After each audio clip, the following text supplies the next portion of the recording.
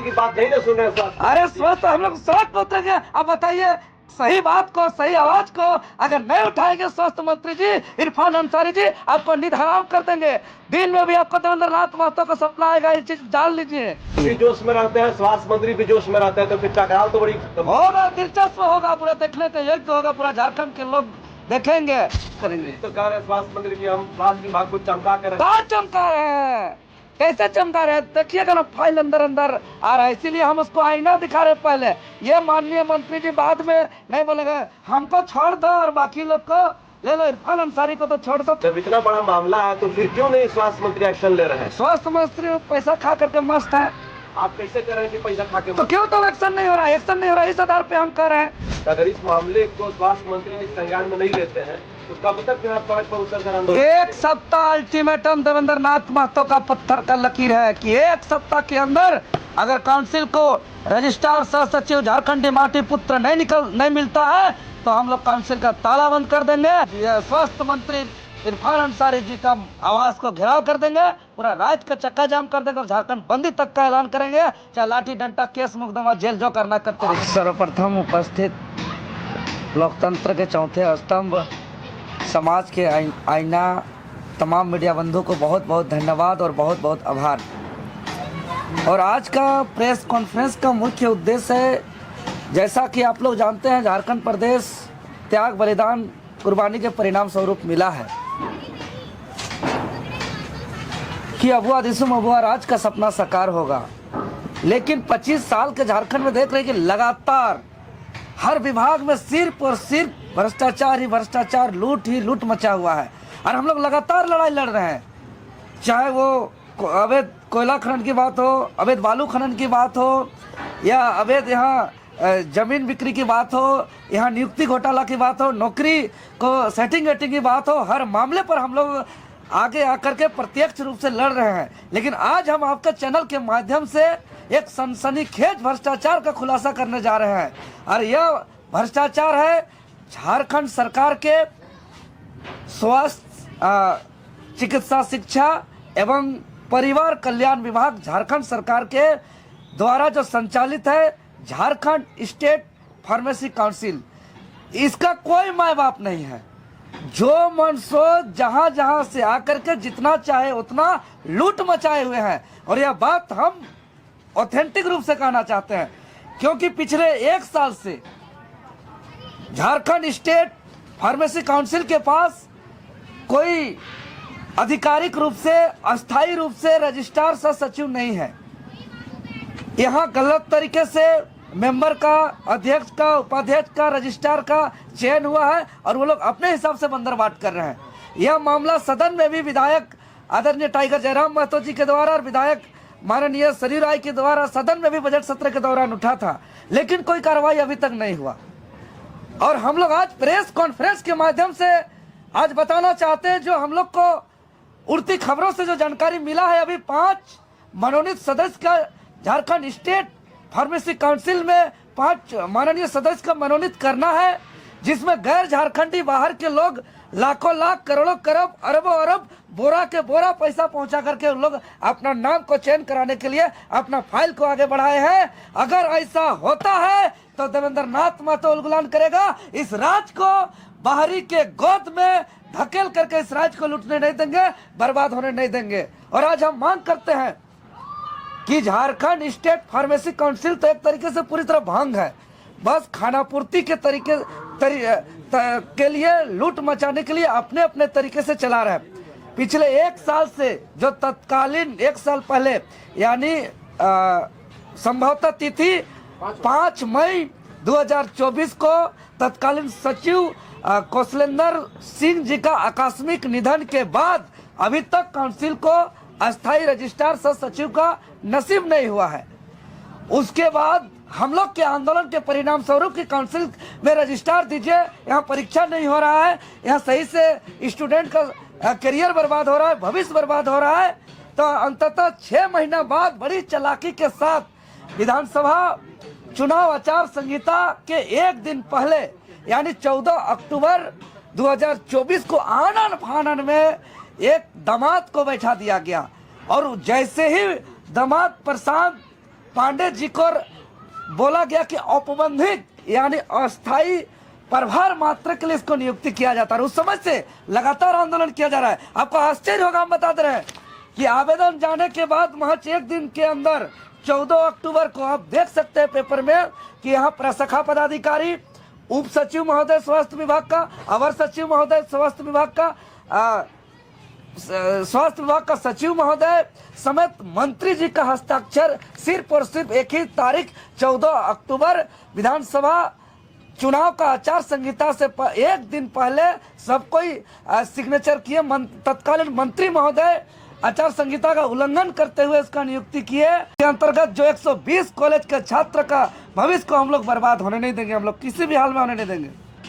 अभी 2 दिन पहले स्वास्थ्य मंत्री इरफान अंसारी जी से बात हुई थी जयराम महतो ने इसी मामले को लेकर के। क्या लग रहा है कि जयराम जी जो है फेल होते हुए नजर आ रहे हैं? नहीं, ऐसा नहीं। हम लोग देखिए, हमारे माननीय केंद्रीय अध्यक्ष जी सदन में भी उठाए इस बात को, और हम लोग जिस पार्टी, उसी पार्टी का हम केंद्रीय वरीय उपाध्यक्ष है। वो तो हमारा मुद्दा, हम लोग हर लड़ाई को लड़ रहे हैं, साथ साथ हम लोग लड़ाई लड़ते हैं। जो लड़ाई को माननीय जयराम महतो जी लड़ रहे थे, उसी लड़ाई को हम लोग लड़ रहे हैं। हम लोग एक ही टीम है बाबा, हम लोग साथ साथ लड़ रहे हैं बाबा। जी की बात नहीं ना सुन रहे। अरे स्वस्थ हम लोग सड़क पर उतरेंगे। अब बताइए, सही बात को, सही आवाज को अगर नहीं उठाएंगे स्वास्थ्य मंत्री जी इरफान अंसारी जी, आपको नींद हराम कर देंगे।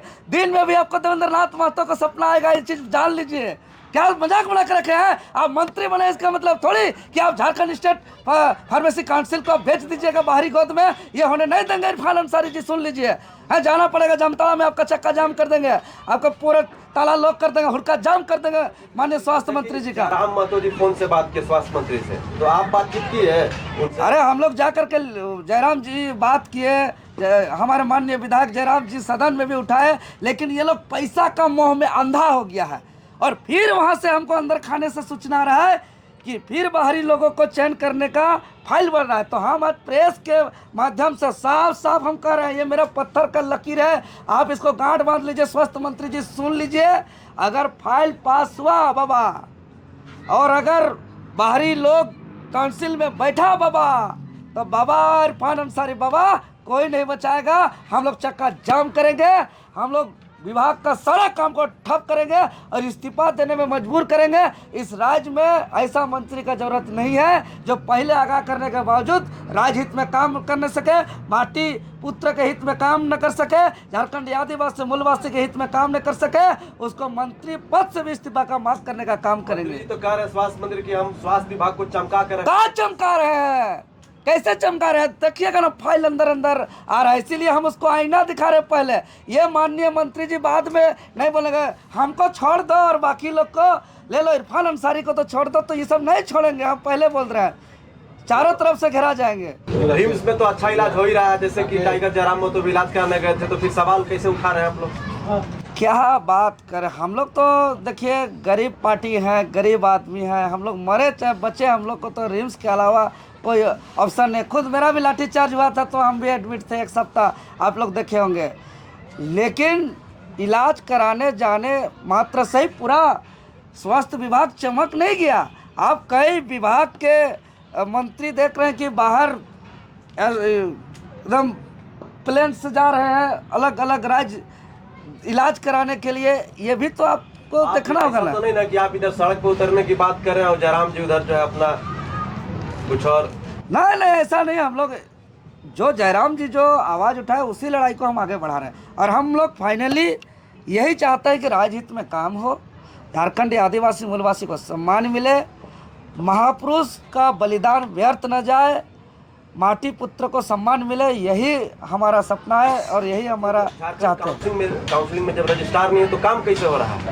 अरे बंदरबाट हो रहा है, लूट हो रहा है, गलत तरीके से को प्रभार बना दिया है जी। जा करके इंटरव्यू लीजिए ना, उसको कहिए कि दो राज्य में वो अपना फार्मासिस्ट रजिस्ट्रेशन कराए हुए हैं, आपका 2 जगह का नंबर आ रहा है झारखंड का। 2 जगह कैसे रजिस्ट्रेशन? अरे गलत तरीके से, पैसा के बल से क्या नहीं होता। देखिए ना, रजिस्ट्रेशन नंबर कैमरा में दिखाइए, 00083 झारखंड का इसका रजिस्ट्रेशन नंबर है फार्मासिस्ट का, जो अभी प्रभार के रूप में प्रशांत कुमार पांडे जी जो है। और इसके बाद आप देखिए आपका बिहार का रजिस्ट्रेशन नंबर देख लीजिए, यहाँ हाईलाइट किया हुआ है महोदय, 20670, देख लीजिए। 20,670। जब इतना बड़ा मामला है तो फिर क्यों नहीं स्वास्थ्य मंत्री एक्शन ले रहे हैं? स्वास्थ्य मंत्री पैसा खा करके मस्त है, आप कैसे कर रहे हैं कि पैसा खा के तो क्यों तब एक्शन नहीं हो रहा है? एक्शन नहीं हो रहा है, इस आधार पे हम कर रहे हैं। जब हम उसको प्रूफ दे रहे हैं कि बिहार का रजिस्ट्रेशन प्रशांत कुमार पांडे जी का इतना है, झारखंड का इतना है, इसके नाम से 4 दुकान अलॉटमेंट किया हुआ है, ये कोई सरकारी पद में नहीं है, जबकि रजिस्ट्रार का जो पद होता है इसमें कोई वेतन नहीं है। इसमें जो सरकारी विभाग में कोई ऑलरेडी पोस्टेड है उसी वेतन पर लेकर के रजिस्ट्रार का काम करना है। लेकिन ये गैर सरकारी व्यक्ति है जी, ये गैर सरकारी व्यक्ति को गलत तरीके से रोड से उठा करके आप रजिस्ट्रार बना दिए हैं, और हम बार बार चिट्ठी पत्र लिख रहे हैं, सदन पे मामला उठ रहा है और आँख को कान को इरफान अंसारी जी बंद कर दिए हैं, तो साफ साफ संदेश है कि पैसा खा गए। अच्छा देवेंद्र जी, जिस प्रकार से आप पूरे झारखंड में जाने जाते हैं सड़क पे उतर के आंदोलन करने के लिए, तो अगर इस मामले को स्वास्थ्य मंत्री जी संज्ञान में नहीं लेते हैं तो कब तक जो है आप सड़क पर उतर कर आंदोलन? 1 सप्ताह अल्टीमेटम देवेंद्र नाथ महतो का पत्थर का लकीर है कि 1 सप्ताह के अंदर अगर काउंसिल को रजिस्ट्रार सह सचिव झारखंडी माटी पुत्र नहीं मिलता है तो हम लोग काउंसिल का ताला बंद कर देंगे और स्वास्थ्य मंत्री इरफान अंसारी जी का आवास को घेराव कर देंगे, पूरा राज्य का चक्का जाम कर देंगे और झारखंड बंदी तक का ऐलान करेंगे, चाहे लाठी डंडा केस मुकदमा जेल जो करना करते रहिए। आप भी जोश में रहते हैं, स्वास्थ्य मंत्री भी जोश में रहते हैं, तो फिर टकराव तो बड़ी होगा, दिलचस्प होगा, पूरा देखने का योग्य होगा, पूरा झारखंड के लोग देखेंगे। लेकिन देवेंद्र नाथ महतो बिरसा मुंडा सिद्धू कांड चांद भैरव के तर्ज पे कफन बांध के हम लोग आर पार के लड़ाई को लड़ने के लिए करो या मरो के तर्ज पे हम लोग इस लड़ाई को लड़ेंगे, लेकिन राज्य को बर्बाद होने नहीं देंगे।